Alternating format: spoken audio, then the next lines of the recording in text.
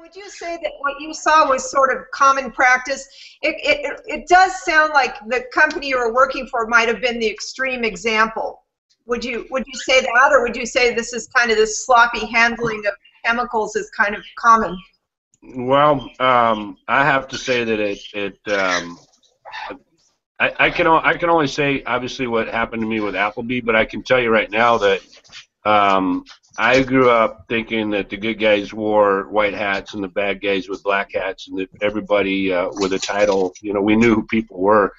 And when I handed these videos off and this evidence off to the Oregon Department of Transportation, the Department of Agriculture, OSHA, the FAA, and to the EPA, I thought that I was done, and I'm not a whistleblower.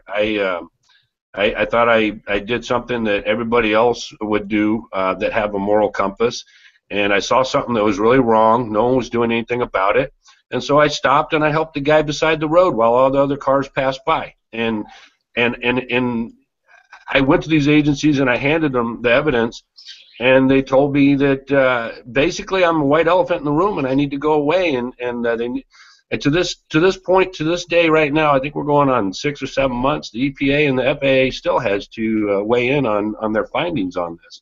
So when you ask if I think it's common practice or not, or if Applebee is the lone wolf, I have to lean a little in the direction that these companies are protected, and that they're, because if they weren't protected when I came forth with this, these agencies, these guys with the white hats should have been out there doing their job, and instead they wanted me to go away. So I have to lean in the direction that maybe this is common practice, and maybe I'm not an isolated incident. And yes, maybe Applebee is extreme with their defective equipment and the way they operate, but due to the delay in action on the agencies and let's just say I felt like I was doing more verbal combat with these agencies than I felt as if they were asking and questioning me as a victim. I actually felt like I had done something wrong when I left some of these interviews, and I had to do a lot of self-searching and questioning on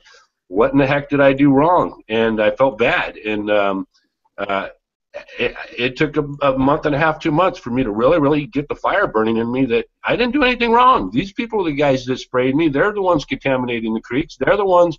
That truck right there, it was parked in Freddie Meyer's parking lot with Velpar in it, which it causes irreversible permanent eye damage. And I'm parking that in Freddie Meyer's parking lot, and it's dripping chemicals. And I know that 5-year-old kids walk by trucks and vehicles and they rub their fingers down them.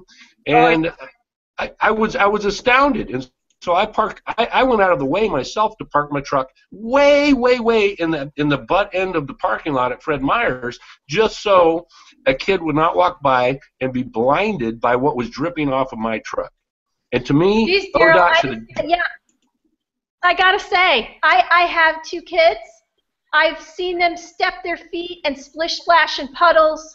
I've seen dogs licking things out, little puddles of water. I mean, I cringe as a mother thinking, oh my goodness, how could these leaky trucks, and you had video of them leaking, they were just leaking everywhere, like a garden hose leaking off the truck. Yep. All these chemicals. And